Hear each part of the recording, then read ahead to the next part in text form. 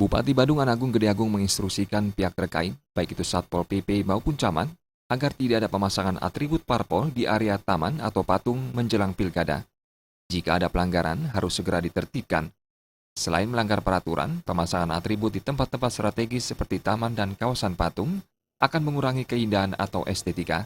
Bupati berharap semua pihak termasuk KPU mematuhi aturan seperti perda pemasangan baliho dan atribut-atribut parpol dan calon, sehingga Badung sebagai daerah tujuan wisata tetap memiliki lingkungan yang indah dan nyaman. Taman-taman, apalagi taman-taman patung, itu harus bersih dari atribut-atribut. Kenapa? Taman itu memang dibuat untuk kita nikmati, merupakan taman. Patung juga kita berikan apresiasi, bahwa patung itu merupakan bagian dari estetika. Ya, bagian dari estetika. Nah, kalau itu ditancapkan atribut partai, ditancapkan atribut kampanye, ditambahkan atribut calon, itu kan sayang. Walaupun itu tempatnya strategis dan ini sesuai dengan perda.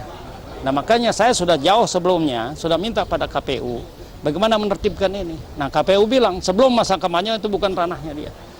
Nah, itu. Sedangkan KPU nanti akan menyiapkan yang namanya atribut-atribut atau baliho-baliho untuk pasangan calon. Itu resmi dari KPU.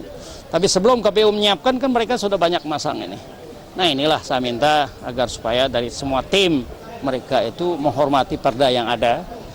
Yang kedua adalah juga memperhatikan estetika lingkungan, tidak hanya asal tancap. Dan ketiga juga yang paling penting memperhatikan keamanan lingkungan. Karena salah memasang baliho itu bisa jatuh sehingga akan mengganggu pengguna jalan. Pera Widya dan Joko Andika, Bali TV.